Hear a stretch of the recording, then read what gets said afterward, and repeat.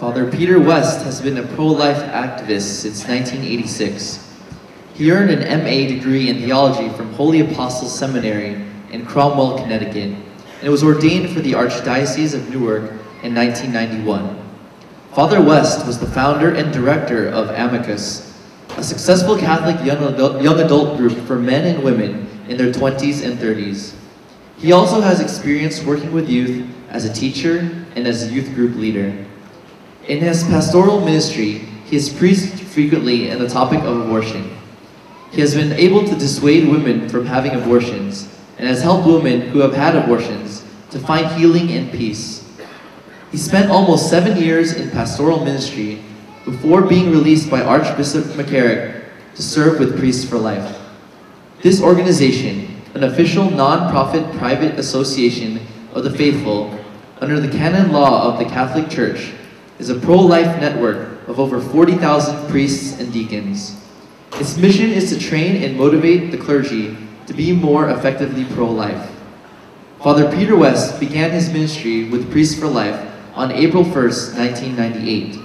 Since that time, he has spoken to both priests and laity at over 300 parishes throughout the United States. He also has appeared on radio and TV spreading the gospel of life. Father Peter West is based at the Priests for Life office in Staten Island, New York. Let's give a warm welcome to Father Peter West.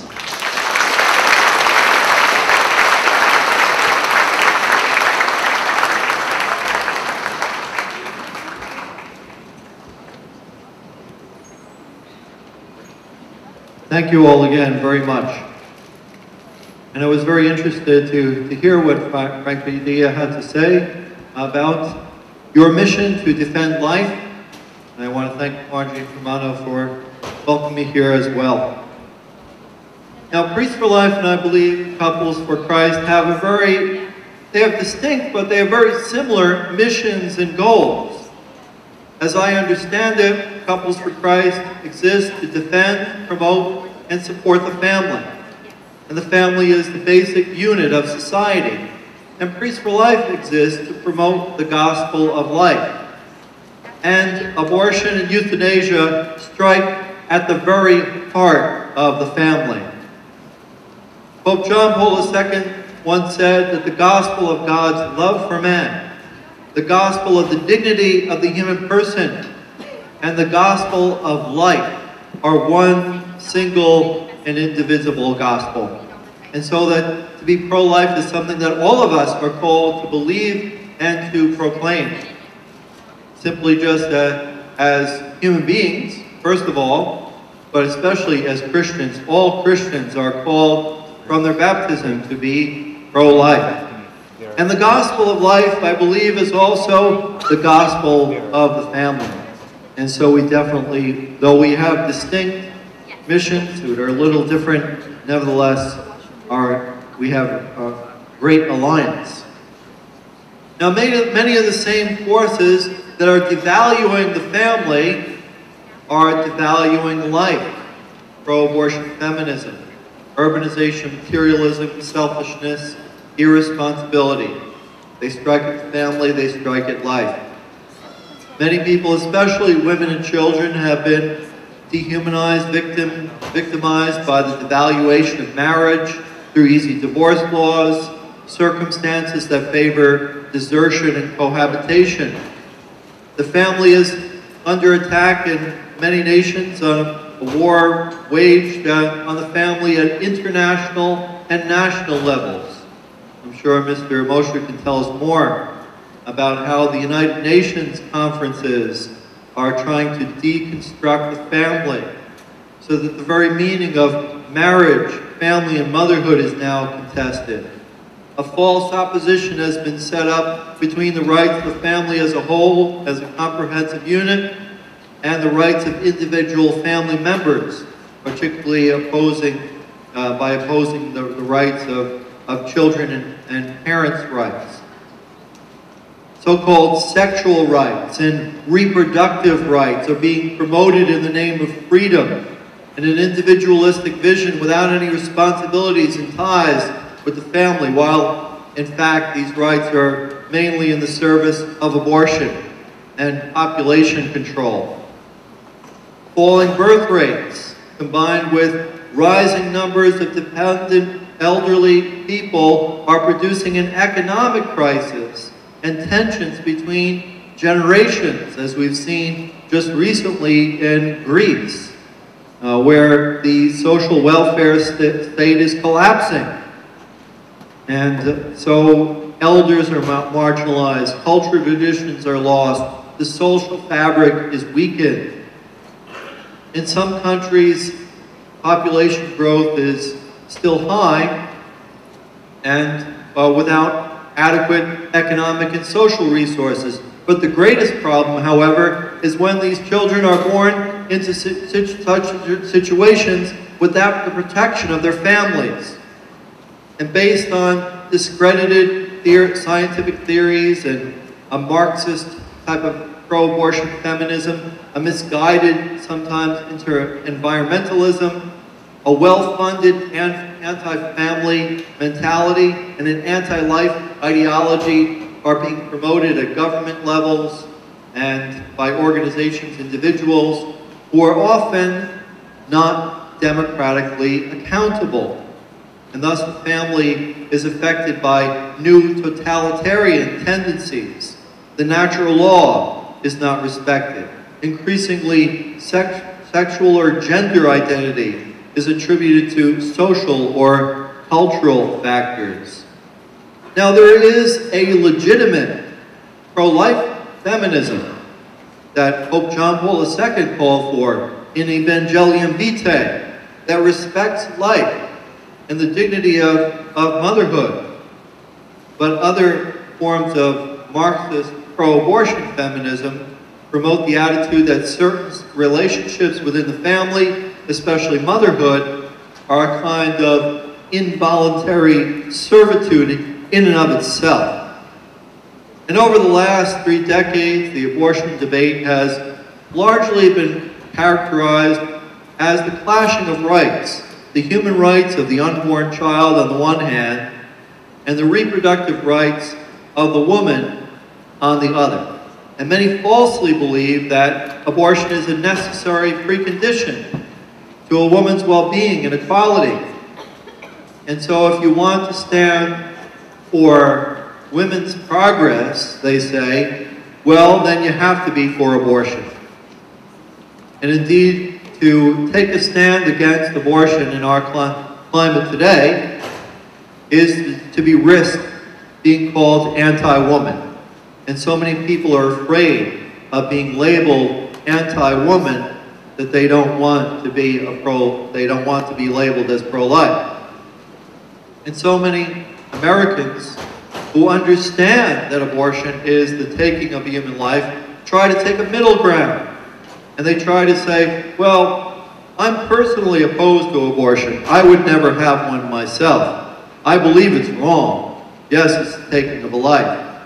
But they say they're not willing to impose their beliefs on other people.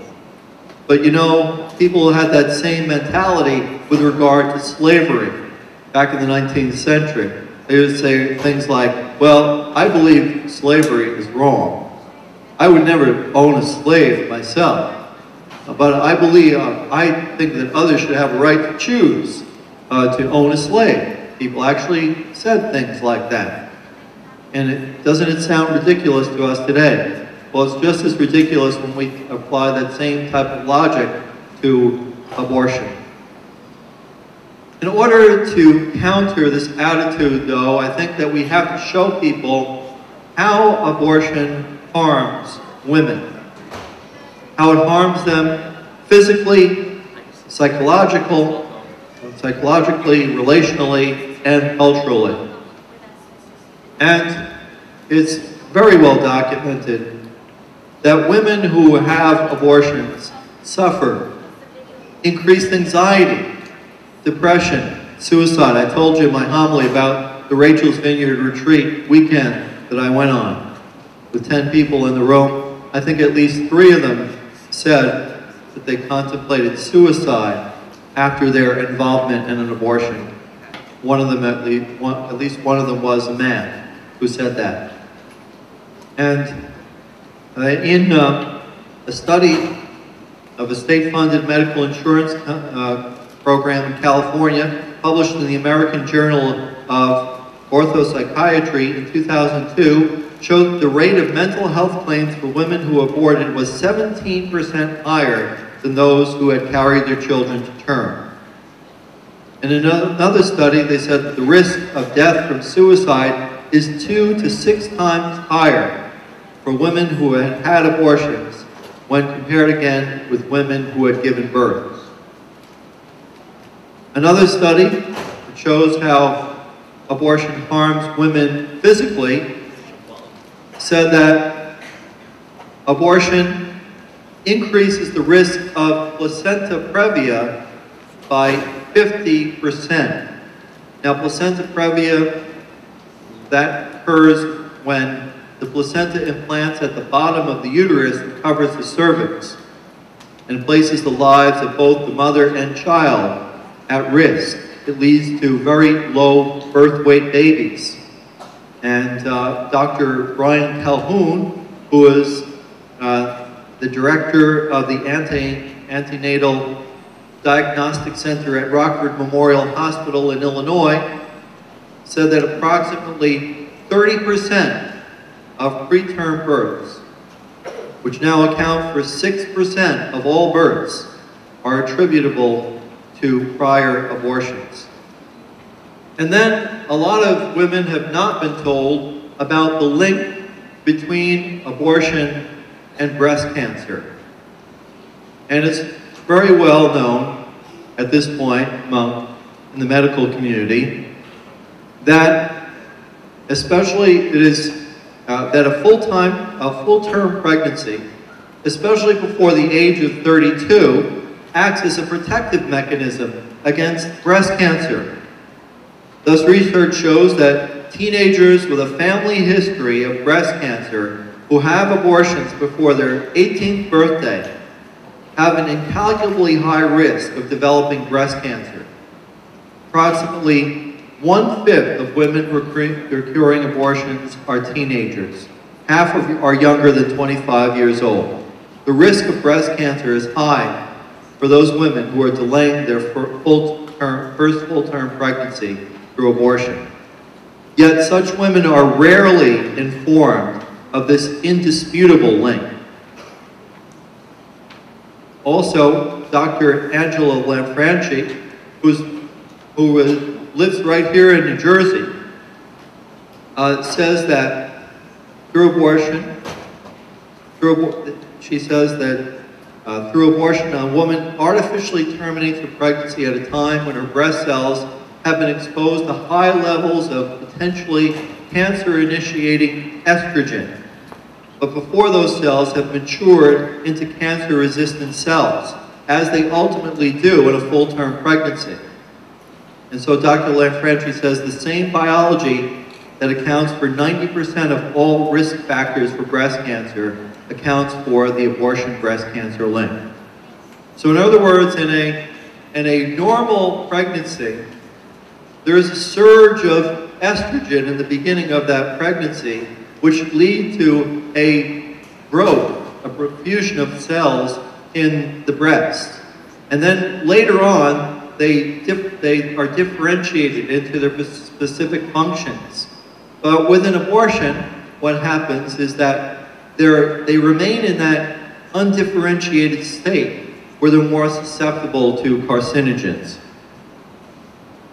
Now, a review of available data reveals that thousands of women are injured each year from short-term complications such as hemorrhaging, uterine perforations, and infections. A 1997 study in the Obstetrical Gynecological Survey found that maternal deaths from abortion to be grossly underreported to the Center for Disease Control, probably because such reporting is entirely voluntary. And astonishingly, many states do not require that abortion-related complications be reported to their health departments. How is this pro-woman?